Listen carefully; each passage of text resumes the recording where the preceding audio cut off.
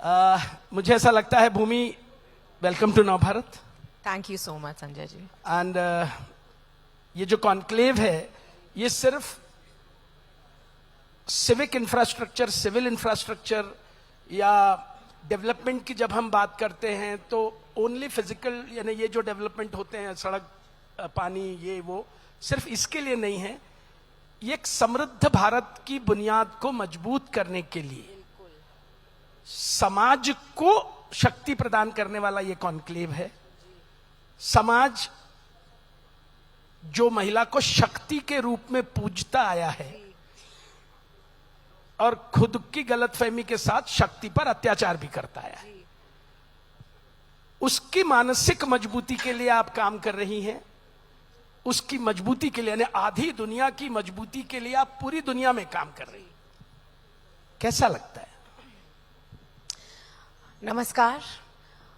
पहले तो मैं नव भारत का बहुत बहुत तहे दिल से धन्यवाद कहना चाहती हूँ कि आपने आज मुझे अपने कार्यक्रम के साथ जोड़ा।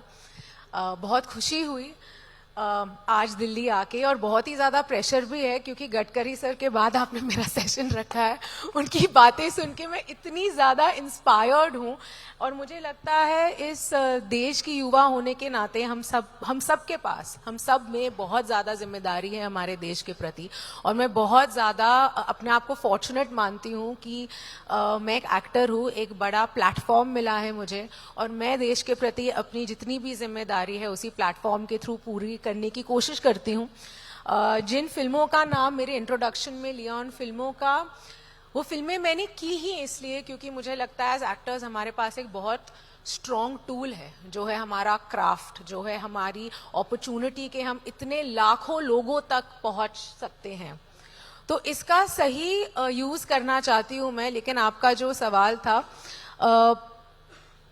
अगर हम विकसित भारत की बात करें, जो हमारे ऑनरेबल प्राइम मिनिस्टर है 2047, जब हमारे 100 साल ऑफ इंडिपेंडेंस पूरे हो जाएंगे, उस विजन की बात करें, उसमें महिलाओं का बहुत बड़ा योगदान है और रहेगा, और उसी योगदान का मैं भी हिस्सा बनना चाहती हूँ। जब हम मेंटल हेल्थ की बात करते हैं तब हम ये भूल जाते हैं कि जिस तरह के समाज में आज हम सब हैं, जहाँ पे इंटरनेट पे इतनी ट्रोलिंग हो रही है, इतनी बातचीत होती है, छोटे छोटे बच्चों को बहुत तरीकों से ऑब्जेक्टिफाई किया जाता है, कहीं ना कहीं एक बहुत स्ट्रॉन्ग इंफ्रास्ट्रक्चर होना ज़रूरी है, कहीं ना कहीं एक बहुत स्ट्रॉन्ग सिस्टम होना ज़रूरी है कि कैसे हम उन औरतों को, उन छोटी युवाओं को, उन बच्चों को प्रोटेक्शन दे रहे हैं। एंड आई थिंक मेरा काम एक बड़े वे में यही है, क्योंकि मैं बहुत ही ज़्यादा वोकल हूँ मेरी एडवोकेसी को लेकर। अगर आप पर्यावरण की भी बात कर ले, जिसका डायरेक्ट इम्पैक्ट, जब हम विकसित भारत की बात करते हैं, उसका डायरेक्ट इम्पैक्ट पड़ता है, क्योंकि जब तक हमारे पास एक हेल्दी प्लैनेट नहीं रहेगा तब तक हमारे पास एक हेल्दी पॉपुलेशन नहीं रहेगी। मैं बार बार हर जगह यही जाके कहती हूँ, जब हम पर्यावरण के चैलेंजेस की बात करते हैं, कि सबसे बड़ी, मुझे लगता है ह्यूमैनिटी को जो थ्रेट आज है वो है क्लाइमेट चेंज। इसलिए जब गडकरी जी ने बात की, जब हम हिंदुस्तान की पॉलिसियां देखते हैं, भारत की पॉलिसी देखते हैं, वो जितनी रिन्यूअल के तरफ जा रही है, सोलर के तरफ जा रही है, मुझे लगता है भारत एक बहुत इनक्रेडिबल एग्जाम्पल है पूरी दुनिया के लिए कि हम कैसे बदलाव ला सकते हैं वाइल मेकिंग श्योर कि हम इकोनॉमिक डेवलपमेंट लाए। हमें ये भी याद रखना होगा that we are a very very young emerging economy. अभी हमारे पास 21 साल और हैं to become a multi trillion dollar economy, और उसमें आप आधी पॉपुलेशन जो औरतें हैं उनको इग्नोर नहीं कर सकते। और जब तक आप औरतों को हेल्थ से एम्पावर नहीं करेंगे तब तक उनकी वर्क फोर्स इन्वॉल्वमेंट नहीं बढ़ेगी। It is a very simple thing. जब हम सोचते हैं, जब हेल्थ के ऊपर बात करते हैं, it is not just a conversation around dignity, it is also a conversation around economic growth. दोनों हाथों हाथ जाते हैं। जब आप एक यंग बच्ची को अच्छी सुविधाएं देंगे, सैनिटेशन देंगे, हेल्थ केयर प्रोवाइड करेंगे, तब वो अपनी एजुकेशन खत्म करेगी। जब आप एक औरत को अच्छा हेल्थ केयर प्रोवाइड करेंगे तब उसकी पार्टिसिपेशन बढ़ेगी। जब आप एक युवा को एक इंफ्रास्ट्रक्चर देंगे और उसको ये समझाएंगे कि एक छोटे एज से न्यूट्रिशन हो, हेल्थ केयर हो, जो भी बाकी चीजें हो, वो तब नहीं शुरू हो सकती जब आप अस्पताल पहुंच जाए, वो तब शुरू होना होगा आपके घरों में, आपके किचन्स में, तब उस युवा की प्रोडक्टिविटी बढ़ेगी। तो मुझे लगता है कहीं ना कहीं गुड हेल्थ सिर्फ हमारी इंसानों की नहीं लेकिन हमारे पर्यावरण की भी अच्छी हेल्थ नींव है विकसित भारत की जर्नी तक हम पहुंच पाए. I think it's working. And it's just not through your films, but you've represented India on various global platforms, right? Like the World Economic Forum, Davos, and the Milken Yes. Institute. And if I'm not wrong, you recently did a course at Harvard. That's right. I'm very curious, what was the experience like? Does that impact your role as an actor? Do you feel the need to do more? And does that also contribute to the legacy you choose to leave behind? Oh, absolutely. I feel as an actor, what you need is constant growth. And constant growth can only happen when you have varied life experiences. The reason I chose to spend time studying all of last year, I did a course on global policy and leadership because I'm extremely interested in the way things in the public sector work. I also felt very depleted and stagnated as an actor because I felt like I have nothing left to give more. And that's a very scary position to be at. And that's why I chose कि चलो थोड़ा जिंदगी और experience करते हैं. कहीं ना जब आप एक्टर बनते हो इतनी सारी सक्सेस आ जाती है, पैसे आ जाते हैं, आप जो असलियत है, जो जीवन की सच्चाई है, उससे कहीं ना कहीं दूर हो जाते हैं. और जैसे आप उस सच्चाई से दूर होंगे, आप अपने क्राफ्ट में जीरो हो जाएंगे. और मुझे उसी का भय था, इसलिए मैंने सोचा कि थोड़ा टाइम लेते हैं, जाके फिर से लोगों से जुड़ते हैं, पढ़ाई करते हैं, देखते हैं दुनिया में एक्चुअली हो क्या है, आज भारत में लोग कैसे जी रहे हैं. तो आई ट्रैवल्ड एक्सटेंसिवली बहुत. और मैंने ये डिसाइड किया था कि मैं ये पूरा साल सिर्फ भारत घूमूंगी, क्योंकि ये मौका बहुत कम मिलता है. हम फॉरेन लैंड चले जाते हैं, हम बाहर चले जाते हैं, वहाँ की इतनी वाहवाही करते हैं, लेकिन हम भूल जाते हैं कि हमारे देश में हर चीज़ है और इतना खूबसूरत देश है हमारा. और जैसे डेवलपमेंट हो रही है, यू नो, अभी we had the opportunity of hearing Gadkari ji live. उन सड़कों के वजह से मैं ऐसी ऐसी जगहों पे पहुंच सकी हूँ जो पहले मैं नहीं पहुंच सकती थी. एंड कहीं ना कहीं being an Indian I wear as a badge of honour. मेरी सबसे बड़ी आइडेंटिटी है कि मैं भारतीय हूँ, उसके बाद बाकी हर चीज है. और मैं बहुत अपने आप को लकी मानती हूँ कि मुझे इतने सारे इंटरनेशनल प्लेटफॉर्म्स पे भारत को रिप्रेजेंट करने का मौका मिला. मुझे लगता है कहीं ना कहीं ग्लोबल इंडियन की जो छवि है, एक ग्लोबल इंडियन की जो डेफिनेशन है, उसको रीडिफाइन करना बहुत जरूरी है. मैं एक एक्टर हूँ, इतने लाखों करोड़ों लोग मेरा काम देखते हैं, इतने लोगों को हम इन्फ्लुएंस करते हैं. अगर मैं जाके अपने देश की राइट रिप्रेजेंटेशन इंटरनेशनली नहीं कर पाऊं तो उसका क्या फायदा. आप बिल्कुल हमारी फिल्में करती हैं और मैं चाहती हूं कि हमारी और फिल्में इंटरनेशनली काम करें ताकि हमारी भारत की कहानियां बाहर पहुंच सके. But at the same time जैसे कि आपने डावोस कहा, जो भी मुझे अपॉर्चुनिटीज वेफ से मिली है, या मैं मिल्किन पे भी मुझे बात करने की अपॉर्चुनिटी मिली, और ये सब पिछले एक साल में बहुत ज्यादा हुआ है. आई थिंक वो इसलिए हुआ है क्योंकि बहुत सारे एक्टर्स वोकल नहीं होते. बहुत सारे एक्टर्स होते हैं जिनको लगता है कि देश में जो हो रहा है शायद वो होने देते हैं, वो हमारी रिस्पॉन्सिबिलिटी नहीं है. लेकिन मैं वो बिल्कुल उस सोच से रेजोनेट नहीं करती हूँ, सहमत नहीं. मुझे लगता है हम सबकी रिस्पॉन्सिबिलिटी है. हम इस देश के वासी हैं, मैं इस देश की सिटीजन हूँ, तो इस देश में जो हो रहा है उसका डायरेक्ट इम्पैक्ट मुझ पे आता है, और मेरे जो एक्शन है उसका डायरेक्ट इम्पैक्ट देश पे पड़ता है. तो मैंने उसी रिस्पॉन्सिबिलिटी को थोड़ा और सीरियसली लिया है, और यही चाहूंगी कि जितनी सेवा हो सके करती रहूं. और बहुत अपने आप को फॉर्चुनेट मानती हूँ कि मैं इतनी खूबसूरत जो हमारी हिंदी फिल्म इंडस्ट्री है उसका हिस्सा हूँ. एक ऐसी इंडस्ट्री जिसने हमेशा सिर्फ लोगों को दिया है, एम्प्लॉयमेंट बनाई है, और अपने अभिनेत्री होने से जो भी काम कर सकती हूँ और एक भारतीय होने के नाते जो भी काम कर सकती हूँ वो मैं आगे करती जाऊंगी. It's really refreshing to see that you think you have a responsibility beyond entertainment. But whatever you've said, everything links to sustainability. Absolutely. And I think that passion has also led you to entrepreneurship. So how did that journey start, and why was sustainable packaged water a space you wanted to enter? So I started my entrepreneurial journey about 9 months ago. Every time I entered any of the supermarkets, I saw the beverage industry very, very clustered and full of plastic toxic options. तो मुझे बहुत दिक्कत होती थी जब मैं देखती थी एक छोटी बच्ची प्लास्टिक के बॉटल से पानी पी रही है, और उसका पर्यावरण पे तो इम्पैक्ट है ही, लेकिन आपके खुद के हेल्थ पे उसका बहुत ज्यादा इम्पैक्ट है। अगर अभी आप देखिए, सब बात कर रहे हैं माइक्रोप्लास्टिक्स आपकी बॉडी के लिए इतने हार्मफुल है, जैसे ही आप वो प्लास्टिक की बोतल उठा रहे हैं आप लिटरली जहर पी रहे हैं। और मैंने प्लास्टिक से पीना बंद कर दिया था, तो शुरुआत सोच जो जर्म था आइडिया का वहीं से शुरू हुआ। एक वाटर कंपनी थे हम, आज हम एक फुल ब्लोन बेवरेज ब्रांड है। शुरुआत इसी से हुई that how do you clean up a very corrupt dirty beverage industry. हमारे लेबल्स पे हम क्लैरिटी कैसे लाए, इतना शुगर, इतने प्रेजर्वेटिव्स, इतना कलर, ऐसी ऐसी चीजें और ऐसे ऐसे केमिकल्स होते हैं हम जो चीजें पीते हैं जो हम समझ भी नहीं पाते ना हम जानते हैं।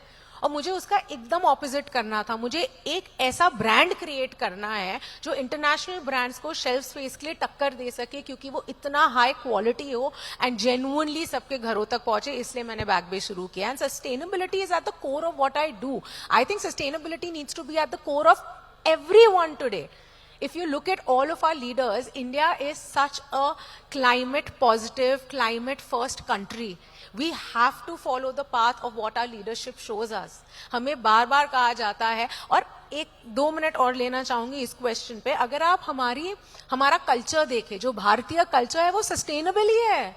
ये तो पिछले 10-15 सालों में इतने वेस्टर्नाइज्ड हमारे थॉट्स हो गए हैं, जहां पे हम सब भूल चुके हैं जो हमारी नानी दादियों आगे की जनरेशन्स ने हमें सिखाया है।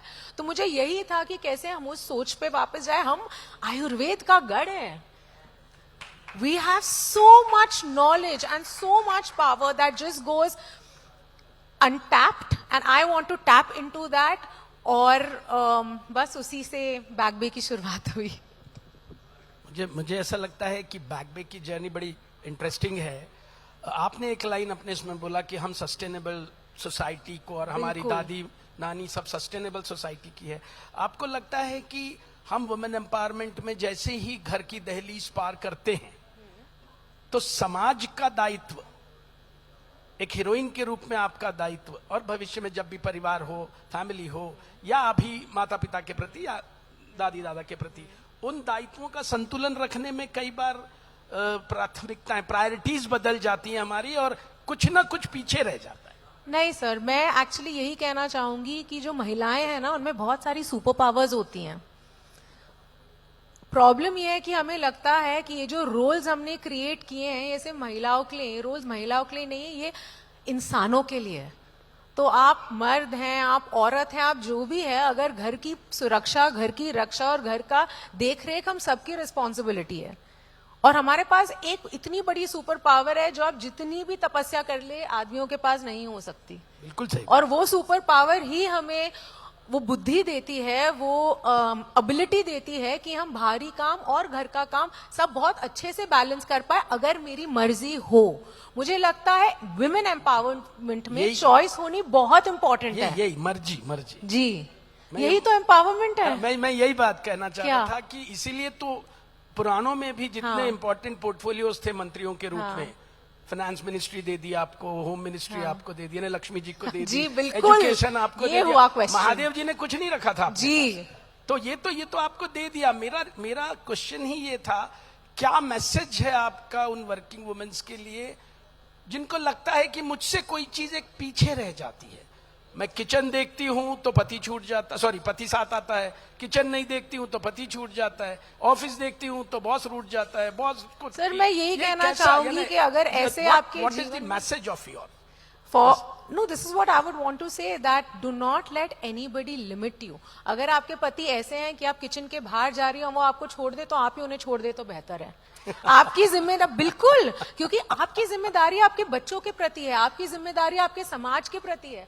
आप जैसे ही औरतों को एम्पावर करते हैं, उनको सक्षम बनाते हैं, मैं आपको गारंटी के साथ देती हूँ, आप देखिए समाज में जो बदलाव आएगा।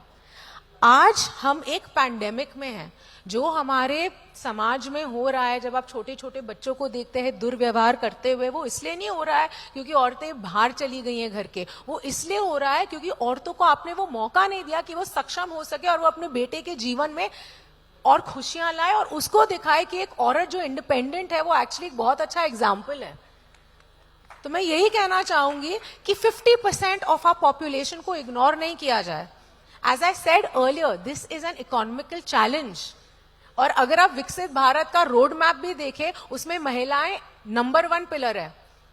वर्ल्ड बैंक ने भी बोला है कि हम हमारे टारगेट्स तभी अचीव कर पाएंगे जब महिलाओं का वर्कफोर्स में इन्वॉल्वमेंट होगा। तो आपके प्लेटफॉर्म के थ्रू यही कहना चाहूंगी कि हमारी औरतों को और सक्षम बनाएं, उनको पढ़ाएं, उनको लिखाएं, उनकी जो हमने बेड़ियां डाली हुई हैं इतने सालों से, उन बेड़ियों को तोड़े, तभी सर हमारा देश आदिशक्ति का देश है।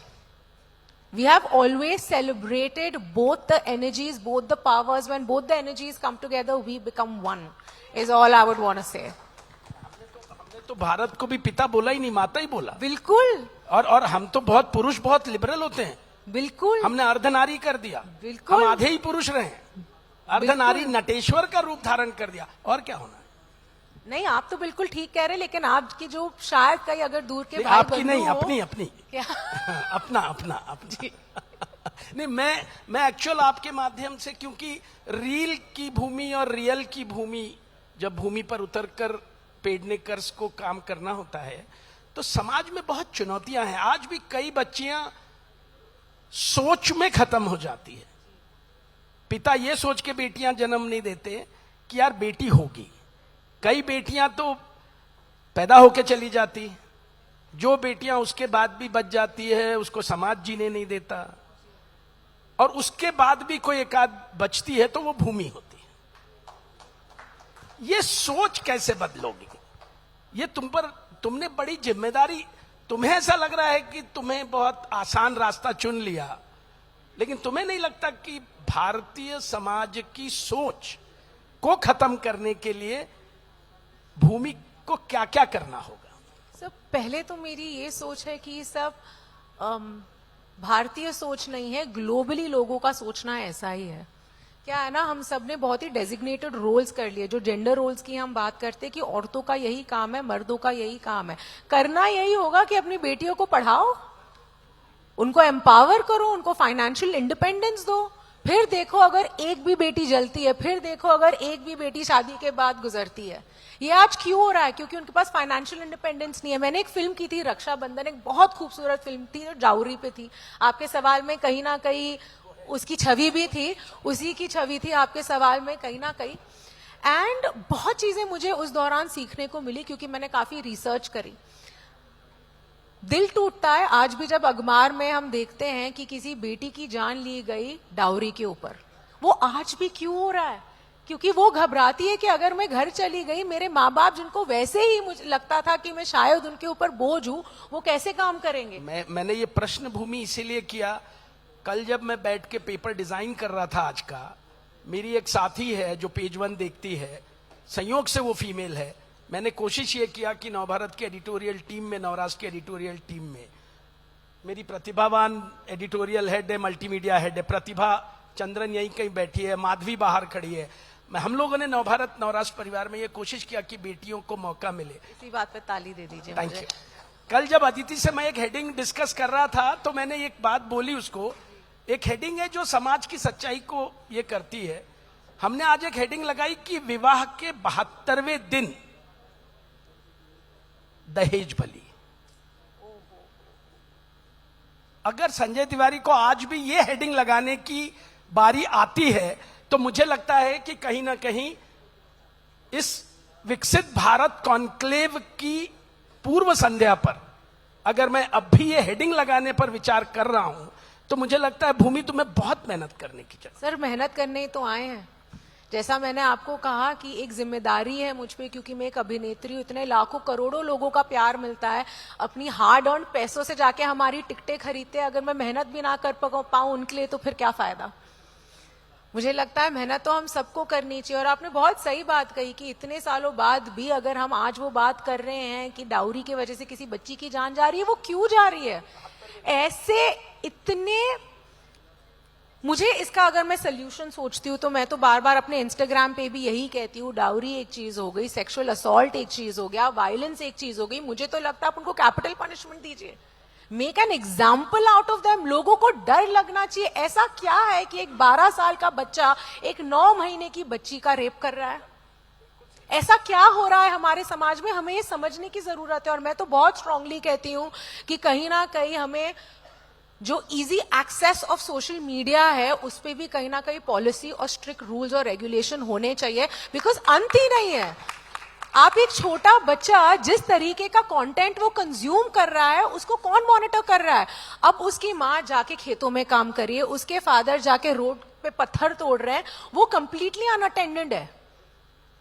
ऐसे सिचुएशन में हम क्या कर सकते हैं? आप स्ट्रिक्ट रेगुलेशंस और रूल्स लाइए, क्योंकि मुझे और कोई इसका सोल्यूशन, ये हमारे देश का युवा है, ये हमारा फ्यूचर है, इसमें हमें सुधार लानी पड़ेगी। और कहीं ना कहीं ये मेरे जीवन का एक एम हो गया है, एक मकसद हो गया है कि हम कैसे इन बच्चों जो ब्रेन वॉश हो रहे हैं, ये बच्चे जिनमें उतनी समझ नहीं, सही और गलत की समझ नहीं है, लेकिन उनको ये पता है कि औरतों का शोषण कैसे करते हैं, हम वो आइडियोलॉजी, वो थिंकिंग कैसे बदले। और ये हम सबकी कलेक्टिव जिम्मेदारी है, क्योंकि हम जेन्युइनली एक चुनौती भरे सिचुएशन और टाइम में है।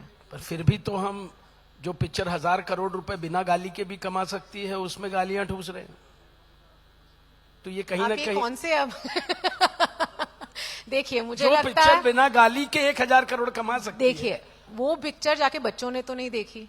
नहीं, आपने यहाँ नहीं पे हम देखी, बच्चों लेकिन की बात कर रहे हैं। यहाँ पे मैं तो बात ही वही कर रहा हूँ। ये कहीं ना कहीं, यानी अब देखो भूमि, आपने तो कांटों का ताज पहना है, तो जवाब तो आपको ही देना पड़ेगा भाई, क्योंकि मैं तो साजिद भाई से थोड़ी पूछने वाला हूँ कि भैया प्लीज उनसे पूछिए कि ऐसी पिक्चरों को वो क्यों मौका देते हैं करके।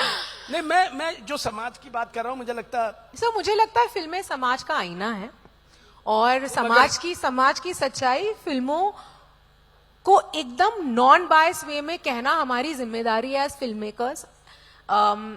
और बहुत ही स्ट्रॉन्ग बॉडी है हमारे फिल्मों में, जो बहुत ही अच्छे से सेंसरशिप डिसाइड करती है, सर्टिफिकेशन देती है, वो बोलती है इस पे क्या सर्टिफिकेशन होनी चाहिए। अल्टीमेटली रिस्पॉन्सिबिलिटी पेरेंट्स पे आती है कि आप एक ए रेटेड फिल्म या यूए रेटेड फिल्म में बच्चों को ना लेके जाए।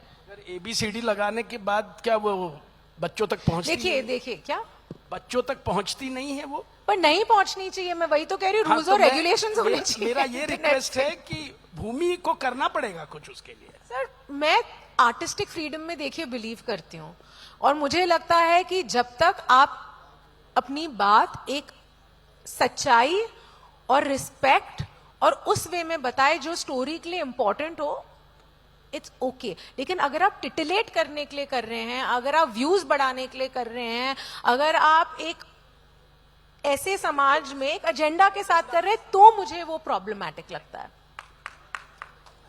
I think today's conversation reminded us that Viksit Bharat will not be built just by economic growth or infrastructure, but also healthier bodies, stronger communities, and the choices we make every day. But before letting you go, I think mental health in general has received a lot more recognition, and you've always advocated for health in general. You've been very vocal about it, you've been very transparent about it. What would you like to tell younger generations who might be struggling with it? You know, I am a product of bullying when I was in school, and then I've been extensively bullied on the internet. लोग trolling कहते हैं, it is bullying, it is harassment. ये नया word हमने दे दिया, trolling कोई नया word नहीं, ये bullying ही है. You know, so as somebody who has gone through it, what I would like to tell all my younger sisters, brothers, friends, anybody that's listening to me and anybody that resonates with what I'm going to say right now, is that you have to remember that a bully is actually the one who's the most scared. They're the most insecure. Absolutely. And if he is targeting you, there is something very dark going on in that person's life. मुझे ना एक ही चीज सिखाई गई है, वो है empathy. Empathy मेरी सुपर पावर है. Being vulnerable, being empathetic is a super power of mine. और मैं, जब मेरे साथ कई चीजें हुई पिछले कुछ सालों में, तब मैं बहुत ही घबरा जाती थी सर. मैं ना एक वर्म होल में चली जाती थी. मैंने कई रातें काटी हैं जहाँ पे मैं रोई हूँ. लेकिन फिर मैंने एक बुली की साइकोलॉजी समझनी शुरू की, और मैंने ये सोचा कि यार उसके अंदर तो इतना अंधेरा है, मैं उसके अंधेरे को अपने जीवन में क्यों आने दे रही हूँ. लेकिन जब आप उस एक्सपीरियंस के थ्रू जा रहे होते हैं ना, तब आपको वो नहीं समझ आता. यहाँ पे इंपॉर्टेंट हो जाता है आपका इकोसिस्टम, आपके पेरेंट्स, आपके दोस्त, आपके टीचर्स, जो आप जिस एनवायरनमेंट में आप जीते हो.